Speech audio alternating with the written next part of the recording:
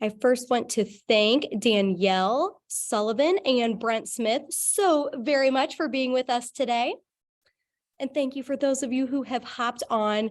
We are, if you haven't heard me talk about it in our monthly stakeholder meetings, we are going to be doing a training series every Thursday. So even if you're watching the recording of this on Facebook, you can catch me here every Thursday at 12 o'clock for a little bit of nugget of value for you.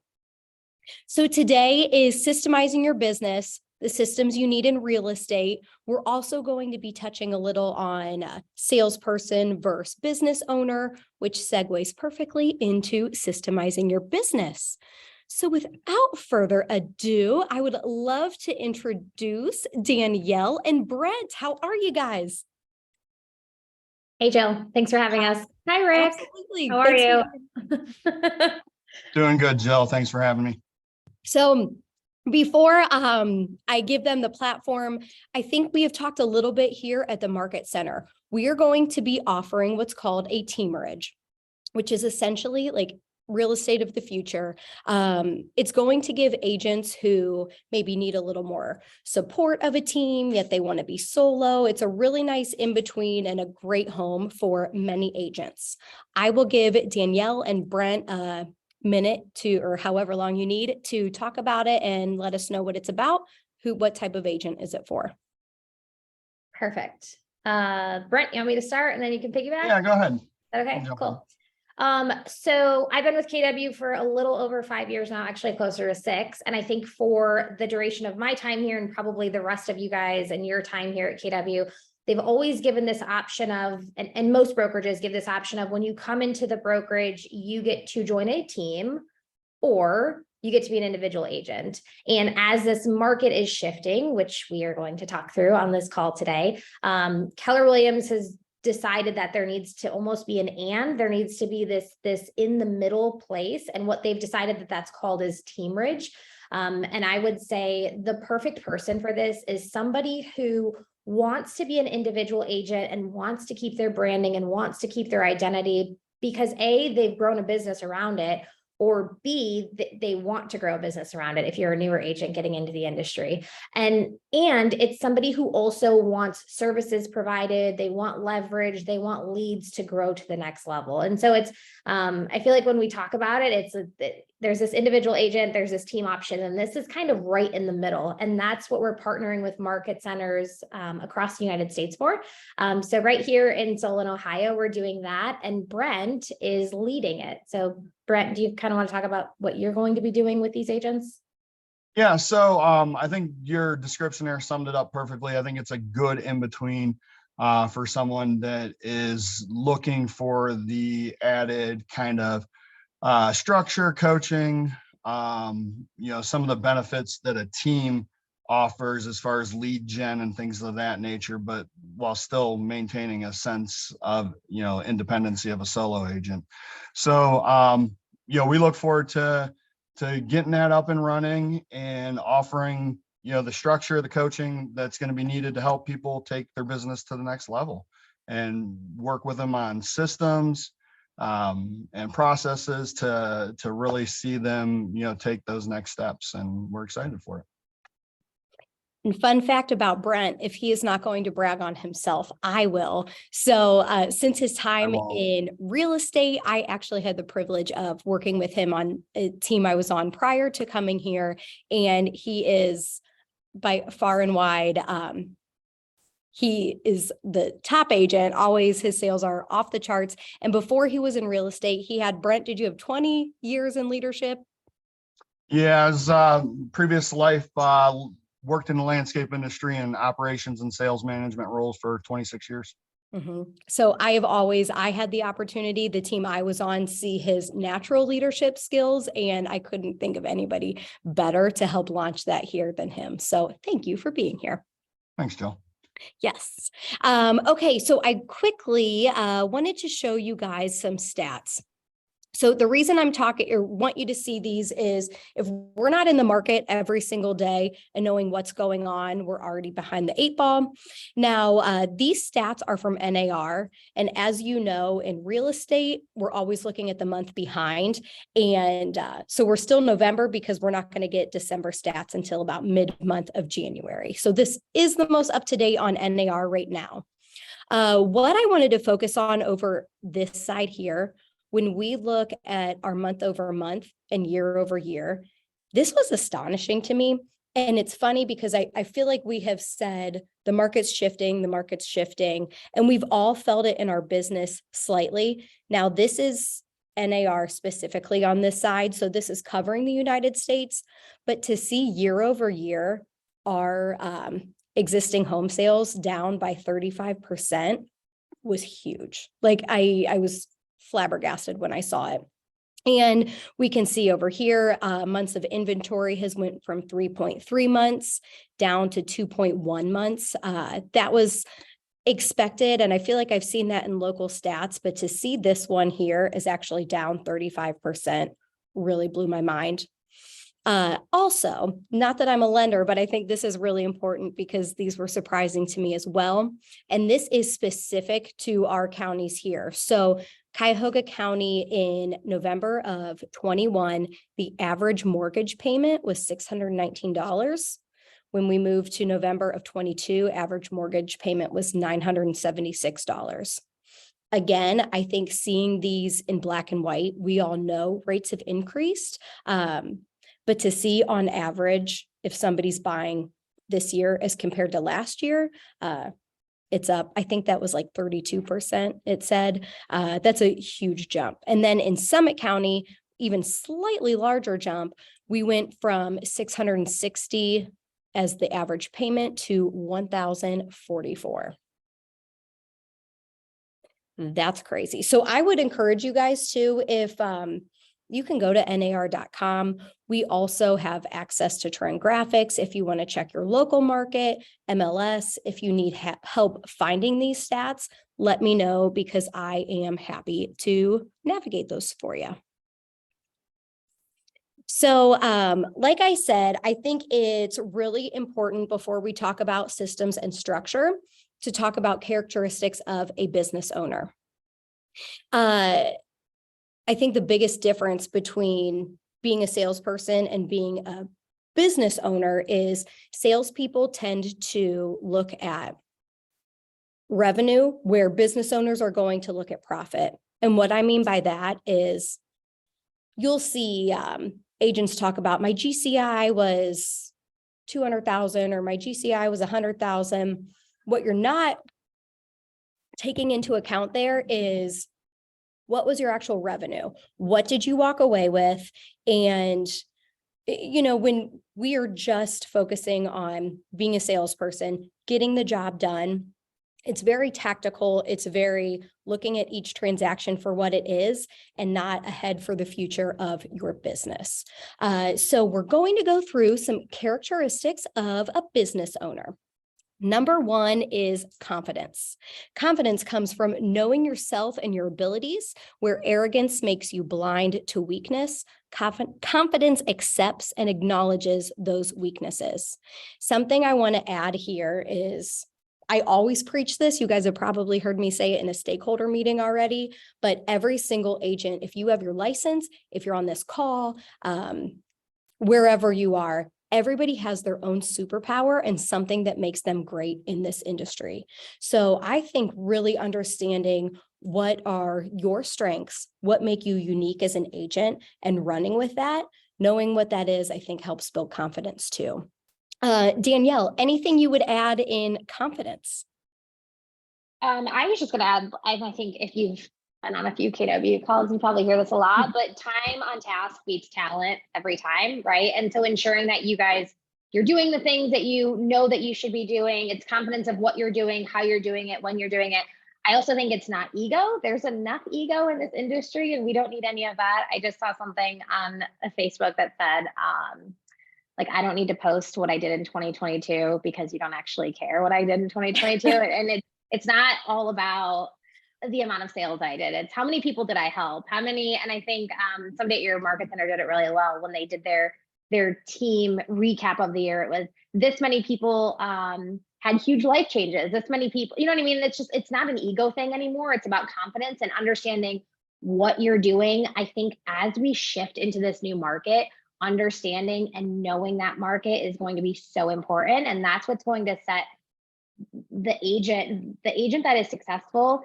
That's what it's going to set them apart from the agent that is like less successful, is the confidence that they have in the market, the confidence in their abilities with their clients. So 100%. And Danielle, to add to that, they say that we're moving from, and I'm sure you guys have heard this Kellerism as well, but we're going from a fast-paced market to a skilled-based market.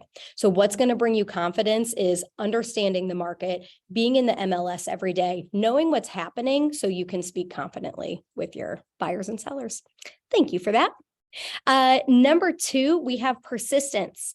A business owner is going to be able to push through barriers. They find solutions when something doesn't go as planned. This one's huge. Brent, you are probably better at persistence than I am. I tend to think, am I calling too much? Am I this? Am I that? But newsflash, we're not. Brent, what would you like to add on persistence?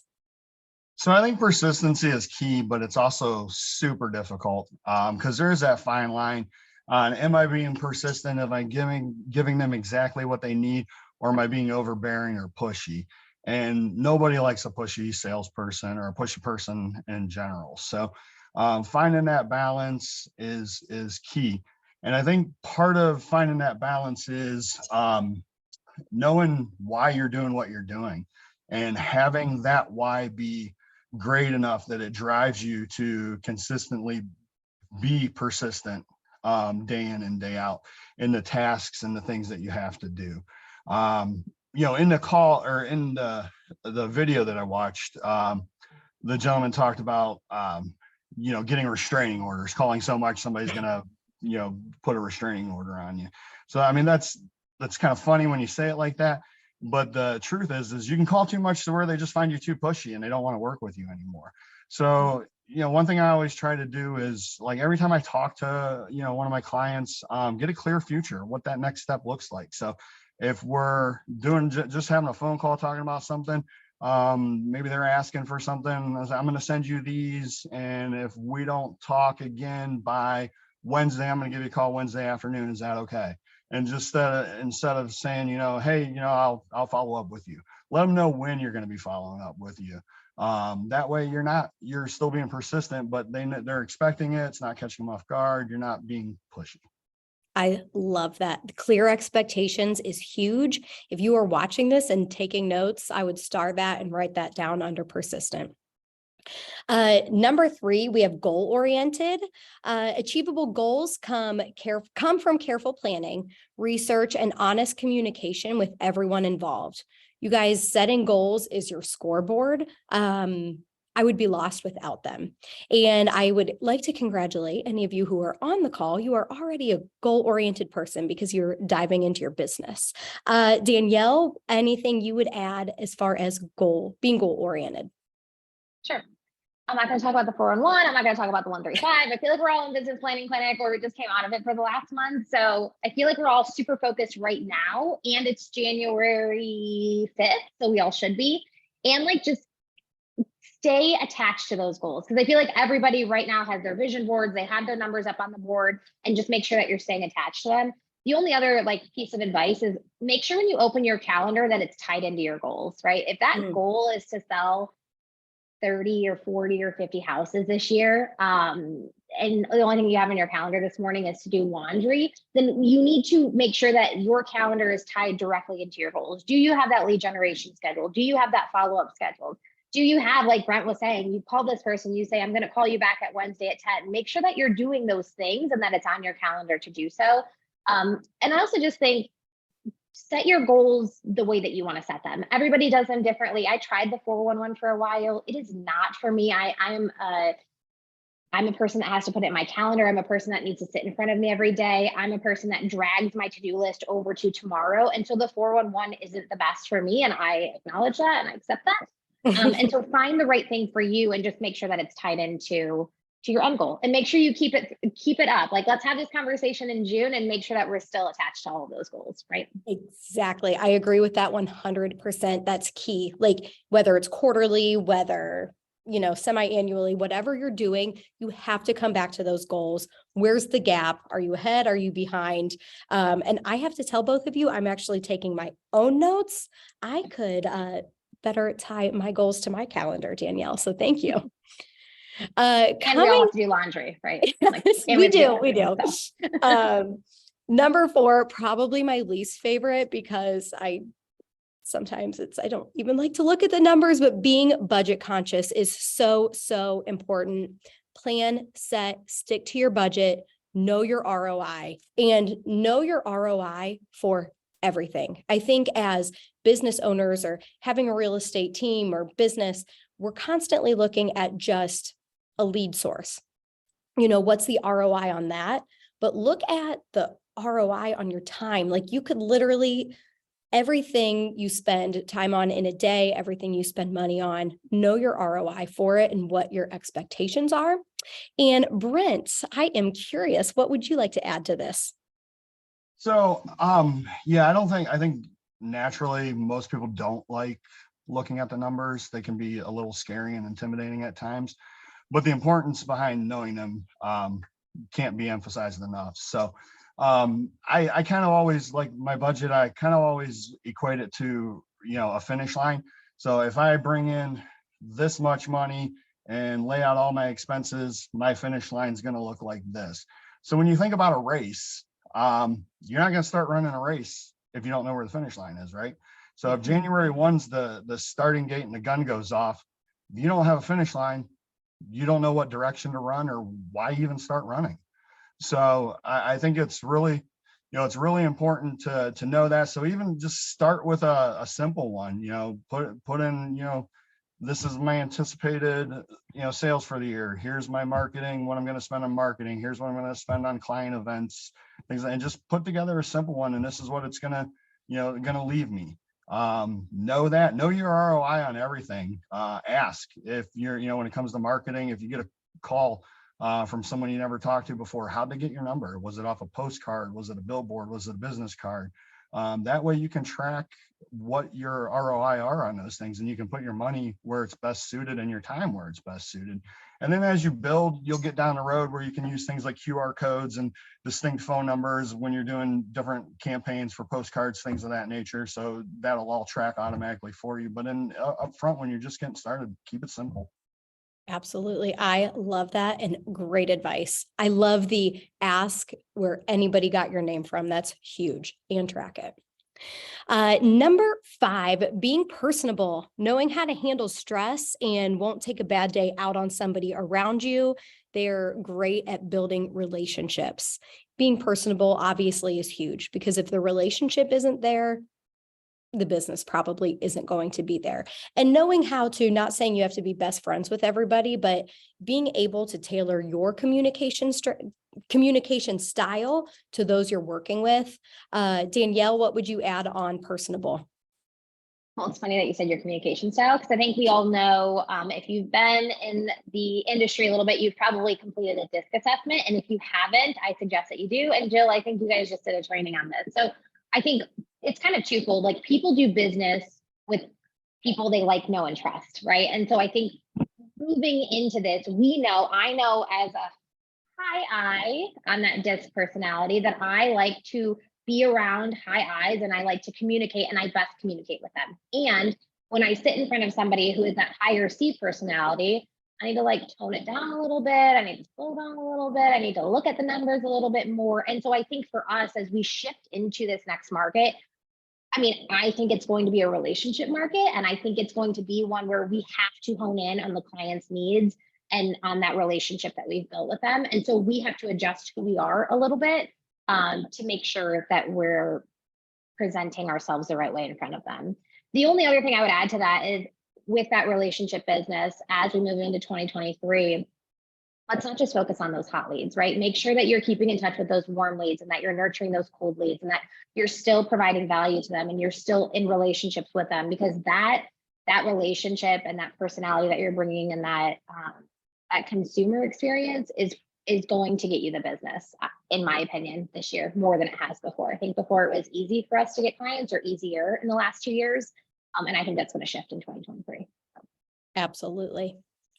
Number 6, we have passionate, excited about your business and enjoy sharing it with others. Your business is your baby.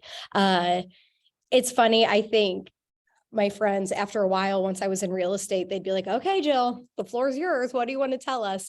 But just being excited about your business that energy is going to overflow to everybody. Brent, anything you would add to passionate? Yeah, I think your passion for whatever you do in life is what draws people to you. I got 3 kids, and I always tell them, you can be successful doing whatever you want as long as you have a passion for it. I mean, if you want to be the best toilet scrubber the world has ever seen, you'll be super successful for it if that's your passion. So, if your passion is to, help people, change people's lives, that's going to draw people to you. That's going to help grow your business as much as anything else that you can do, because people are going to see that, they're going to be drawn to it, they're going to talk about it, tell their friends, tell their family, and that's going to help immensely. Agreed. And not that this is like a plug for KW, but I will tell you, Keller Williams agents as a whole, like, to put an umbrella over it, are just different and kind and passionate, and it shows. We were on vacation this past summer in Hilton Head, and somebody heard my husband and I talking around the pool, and she was like, let me guess, you're a Keller Williams agent, aren't you? And she was like, I can tell you're just so nice and excited about what you're doing. And it's funny that energy overflows. So all right, moving on, so we can get to the other stuff. Adaptable. A business owner is going to be willing to adapt and adjust their business plans and marketing strategies. This one's hard, guys. I think, one, I don't know if it's ego, like we want it to be done our way. Is it being growth minded? But being adaptable is super important and sometimes can also be hard. So being able to move the needle, push where you were going, and it's going to work for everyone. Danielle, what would you add to adaptable? Well, I think it's funny that you said it's hard, and it is hard, and it's never been more important. I think as we're moving into this new market that is softening a little bit, I feel like I've been a part of a few different business planning clinics and team advances over the last few months. And all the agents are kind of feeling that pressure of creating goals in 2023 that are a little different than the goals that they were creating in 2022 and 2021. And I think as a whole, we can all acknowledge that we might have to work harder this year just to make the same amount of money that we made in the last 2 years. And so, I know we always come back to this, but getting in the right mindset of that our scripts have to change, our strategies have to change, the way that we communicate with people, the way that we go into listing presentations, it's not as easy anymore. What did we sit around the table and ask last year? We said, what do you want to sell your house at? That's not happening this year, usually in most markets. And I think just making sure that we're changing the things that we're doing, and we're being adaptable, and we're opening our mind to other options as we move into this market, because we have to, because the people that don't adapt, they're going to struggle and their business will struggle. We have to adapt, and we have to be open to that. Without a doubt, that is super, super important and difficult. So be open-minded. I feel that was some tough love. That was yes, no, it was. I think that's super important. Yeah. Perfect. It's what everyone needs to hear. And looking at that as a business owner, or if you're on a team, you have to have an adaptable, open mind. 8, we have possesses leadership skills. Business owners going to set achievable goals, careful planning, research, and honest communication with everyone involved. The leadership skills. I do think this is something you can sharpen and grow into. I also think leadership is a calling for some of you. Brent, what would you add to leadership? I think first, it's important to understand that leadership isn't a one size fits all. You're dealing with people, everybody's different. So get to know them, understand their why, understand what motivates them, what their goals look like in the future, now and in the future. And then let them know how you intend to help them, what you're there for. Set clear expectations in their performance up front. Stick to those, don't waver. You know, if something's not working out, talk about it, have honest conversations. But just know that each person is different, and one method, you know, this isn't the 70s where it's because I said so. You know, that doesn't work. You know, it might work for somebody, but most people it's not. So the more you know each person on your team or that you come in contact that you're working with, and how they work and what motivates them, that's gonna help make you a better leader. But I think the upfront clear communication, clear understanding of roles, responsibilities, you know, and then not wavering from that, not accepting, you know, reasons or excuses or whatnot, but while being hard on the problem and not necessarily the purpose or the person. I think that is, you know, that's good leadership. That's great. I'm writing that down too. Be hard on the problem, not the person. That's huge. And it's funny just saying that, like, amazing leaders I have been with throughout my life and career are popping through my mind. And I will add in here, guys, who you are in business with matters. They preach it all the time. You are the sum of the 5 people that you spend the most time with. And I don't know, if you want to grow and you want to be a millionaire, you better find a mentor or somebody around you who's a millionaire and you can model like they do. Thank you for sharing that. So we will kind of get into some of the tactics, tools for effective systems. This is based off of Traction by Gino Wickman. Full disclosure, I actually have not, I've read some summary of the book. I haven't read the whole book, but I watched a training video on it. It was awesome. So we're using some of those for effective systems. First, we have simplifying your business. Super, super important. You guys, as you grow, as your business grows, so does the amount of conversations you're having. I do not think I realized until I heard him say that it's the absolute truth. As you grow, for myself, I'm always talking to agents. If I don't streamline a system around that, people will fall through the cracks, so on and so forth. Simplify your conversations, put a system around it. Danielle, since Powered by Impact has grown, how have you streamlined your communication? Because it's definitely grown since, I don't know when it started. Yeah, it has. I think for us, it's like creating a community, right? It's an open community of people who come into the fold and they get to ask questions. And sometimes that community lives in your market center or your brokerage. Sometimes it lives in something else outside of your brokerage. Sometimes it's in your community. Sometimes it's across, you know, if you're at Keller Williams, like, you know that the stretch is very large and wide. For us, it's been creating little micro communities that people can plug into, that they can ask questions in, that they can find value in, that they can find resources in. Like, that's what we have done. And so if you haven't found that community, then I guess my suggestion to you is maybe you need to create that community. Maybe you need to find that community. And that's what we've done. We've created, and sometimes it's leverage around those things. But for us, it's been creating these little micro communities that allows people to really plug into them and find the resources and ask the questions and get the things that they need. And that goes down to number 4, which is obviously systematizing those things. But I think it's just finding your community or creating that community for others. That's huge. I love that for sure. And you know, even simply put too, you guys, if you aren't using your CRM to a high level as well, and knowing if we're looking at it from a client standpoint, spend some time, 2 hours or 1 hour, whatever it is, spend some time in that. Look for all the tools that are offered. Are you using them? And is there a way you can do it better? Number 2, we have delegate. This one's huge because I don't know if this is a surprise to you guys, but we are not awesome at everything. And you need to be able to delegate to elevate and grow. I think with delegation, it's okay. You know, earlier I talked about we all have our strengths, knowing what your superpower is, run with that. That brings you confidence.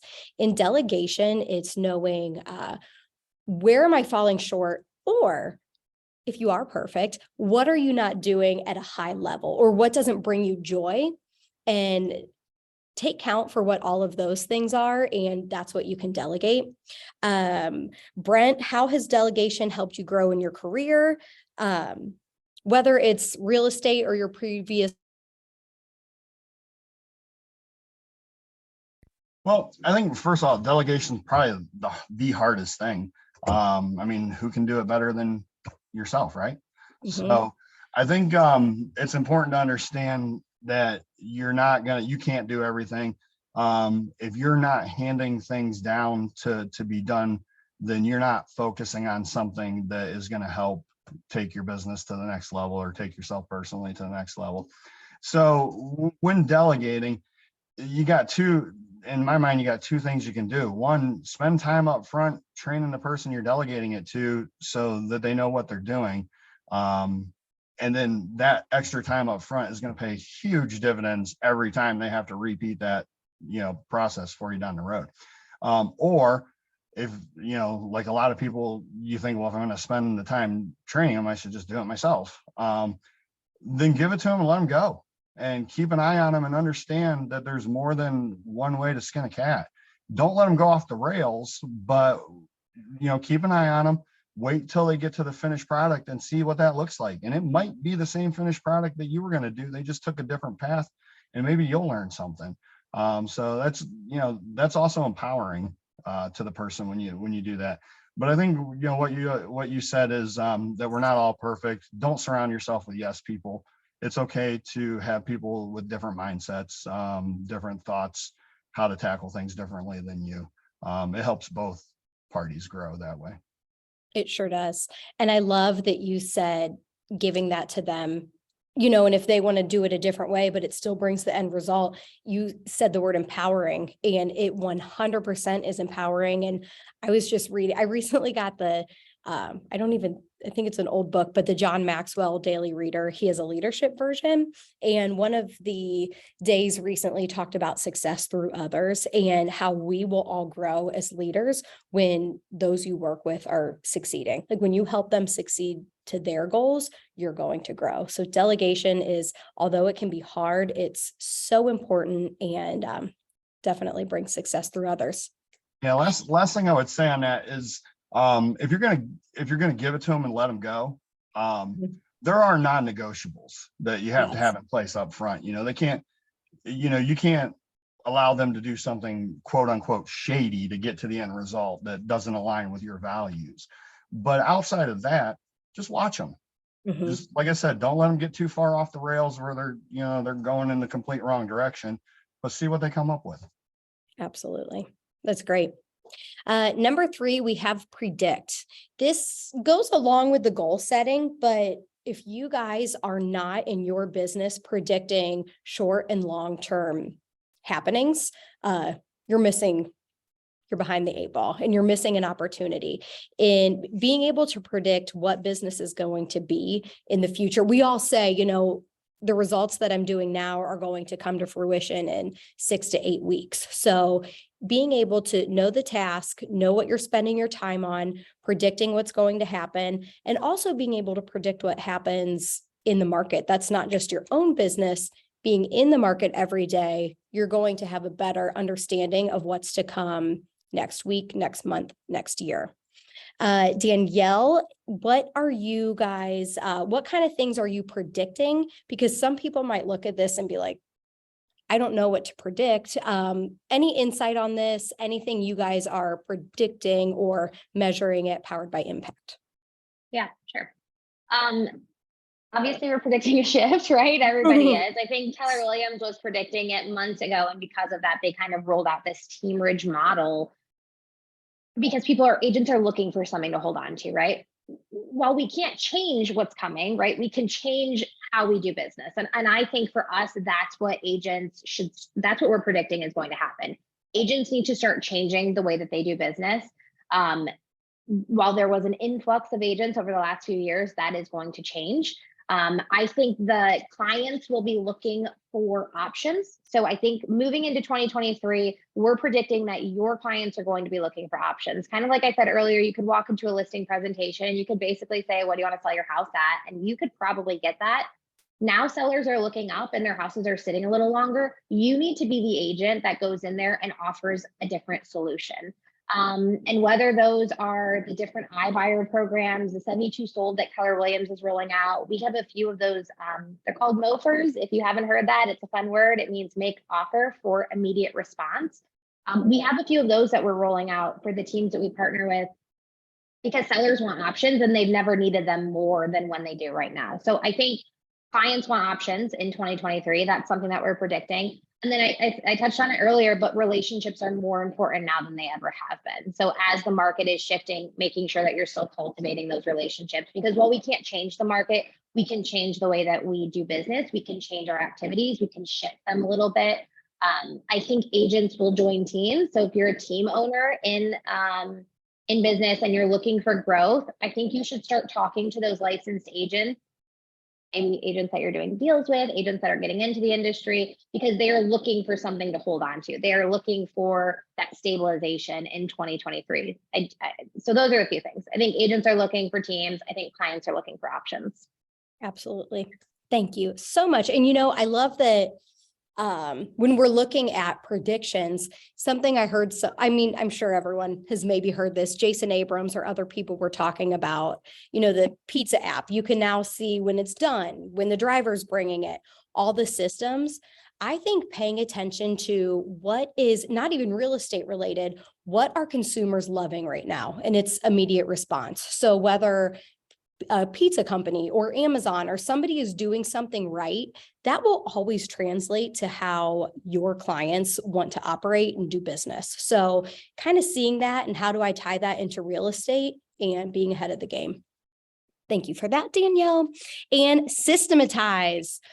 Does your company have 6 to 10 core processes that it follows? So write this down if you are taking notes. A system is, if you have something that happens the same way every time, build a system or process around it that's repeated every day. This is huge. Things you could have systems for: operations, lead generation, lead follow-up.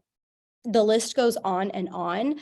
Brent, I think we have time before you have to skedaddle out of here. If somebody is watching without many systems, what would be a couple of the most important systems or core processes you would tell them to develop? So two that I found that have worked really well for me. One has to do with lead follow-up. No secret. I robbed and duplicated this from Jeff Glover, the 3x3x3 method. I found it to be huge. If you're not familiar with that, which I'm sure most are, when you get a new lead, let's say it's an internet lead, like a Boomtown lead or something of that nature, 3 emails, 3 phone calls, 3 texts within the first 3 days. So the way I handle that is, my first is a phone call to them, and assuming I don't get a hold of them, I leave them a voicemail, and then within 30 to 60 minutes of that voicemail, I send them a text, and my text includes a copy of my business card. So so they know that I'm not just some bot spamming them, I'm not trying to get them to extend their car warranty or anything of that nature. They know I'm a real person. And then after that, within the next hour, I send them an email. I'll repeat that same process for day 2 and day 3, minus sending the business card in the text, but I'll do it at different times of the day. So let's say initially on day 1, I reach out to them in the morning, is when the lead comes in. Day 2, I'll maybe reach out to them in the evening. Day 3, I might reach out to them in the afternoon. So I'm trying to find a different time, see what works best for them. So I found that, to be a big game changer in the last 12 to 18 months when I really started implementing that. The other thing that I do that, that I've done for years and comes from some sales training that I had in the past, is I have a cookbook. And basically what a cookbook is just, what's your activities? How many activities does it take to get to your end result? Well, our end result is a commission. So, which is a signed contract. So how many contracts do you got to write to get one accepted? How many listing appointments or showings do you got to go on to write a contract? How many dials, which a dial is a phone call, a text, an email, do you have to do to set an appointment? How many appointments do you have to have set? So if you know this, let's say your average commission is $10,000. So you get a contract accepted, it's $10,000. Maybe it takes you 4 contracts to get one accepted. So every time you write a contract, it's worth $2,500. Let's say it takes you 10 showings or listing appointments to go to be able to write those contracts. So each one of those is worth $1,000 to you. You just keep working it backwards. I had 20 appointments to get those 10 showings. So, or I had 20 appointments set to get those 10 showings. So each appointment was 500. I did 50 phone calls to get those 20 appointments. So each phone call was worth $200. If you know how much each activity you're doing is earning you, it makes it a lot easier. I mean, nobody likes to just pick up and just start calling. Most people don't. Some people I'm sure do, but it's a lot easier if you know every time I send a text, send an email, make a phone call, it's worth $50 to me in the end. So I think those are 2 that I found that have been really beneficial for me personally. But anything can be a system or a process. Everything you do in your business on every day should be systematized. Absolutely. And proof is in the pudding. If you guys heard me or if you hopped on later, I said I had the opportunity to work with Brent on a previous team, and he was by far and wide the top producer on the team. And if you heard him explain that 3x3 or what he's doing to understand how much each activity values to him, nobody could convert Zillow leads or internet leads like he was able to. And if that doesn't go back to those systems, I don't know what does. So thank you for sharing that, Brent. And lastly, we have structure. This quote was one of those, really makes you think. Structure is, you can't be in a system while at the same time understanding the system you're in. Structure is so, so very important, you guys. And it's something when I haven't been in leadership that's very structured, my brain it goes crazy. Structure, I need it. Your kids need it. We all need it on the job. And Danielle, I'm going to go to you on this one. Can you give an example of how structure has helped you personally or has helped Powered by Impact? Yeah. I love that you said families need structure, because I'm like, what can you kind of adjust and change? I think structure is just like those little bitty systems all mixed together. And the best way that you can see structure is right from the top, right? And so I think for us, Powered by Impact has been operating for a little over a year now. We're just getting to the point where we can do this to see if it works, right? I think when you can do this and you can be hands off and you can really look from the top on all of those little itty bitty systems and you don't have to touch them, that's when you know you have structure. So I feel like us at Powered by Impact, we're like this, but then we're like this and changing it. And then we're like this, and then because we're here and we're doing it for a year. So I think as you're growing your business and you're changing and you're adapting and you're delegating and doing all the things, and this kind of puts a little bow on it. That's when you know you have it, is when you can see it from the top and everything is working like it should be.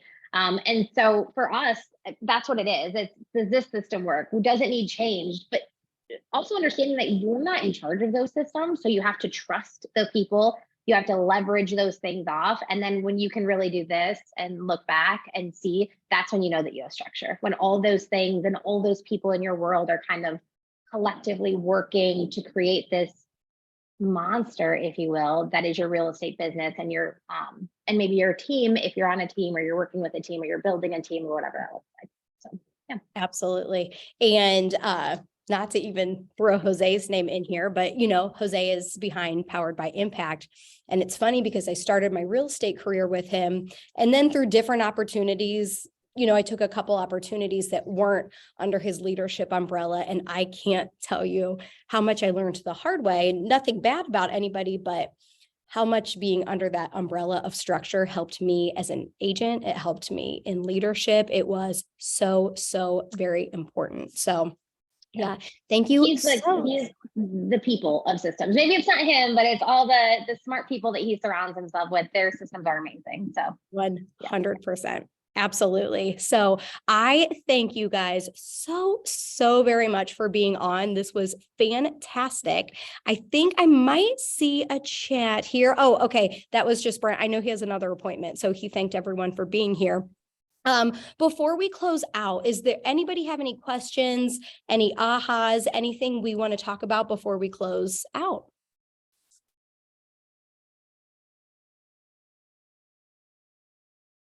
I always say if there's nothing, then they're also like, they're all super excited or we scared them all. So Yes. I hope we're all super excited. Michaeline, I know you got a question. She's going to kill me for calling on her.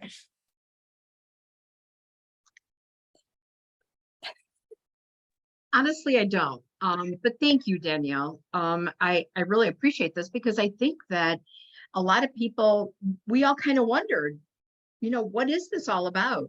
And it's kind of nice to know that y'all are there. And for those of us that are single agents, well, I got the husband, but who is a great part of the team. And of course, Mindy is our director of operations, but you could never not go in the right direction to set up your systems. And as long as I think we're all doing it, we lack in that. We do. Sure. I mean, I'm not speaking for everyone on here because there's not a lot of us, but for my own self, I know what I need to do. And I really appreciate you took the time to share that today. I really do. I think it's always Thanks. just a great reminder too, right? Like, I think it's like the first of the year, like Jill, you putting on these series at this point is great. It's great timing. It gets everybody energized. Mhm. And I think it's just continuing to go back to those things. I agree. And we appreciate you, believe me. Absolutely. Yes. Thank you so much, Danielle. Thank you everybody for hopping on, and stay tuned. Next week, I believe I will be at the Live Unreal retreat. So our next Thursday is a recap of Live Unreal, and John Maxwell is going to be there. So hopefully I got some great little meaty value coming for you next week. Danielle, thank you for putting that in there. In order to see the chat, I had to stop sharing, and I did have her info on the last slide. So if any of you guys have further questions for Danielle or Brent, Danielle's information's there. Brent, you can get from me. And just appreciate all of your time today. Thanks for the Thank opportunity, Jill. you. Yes. Thanks, guys. Talk to you Bye. soon. Bye. Bye.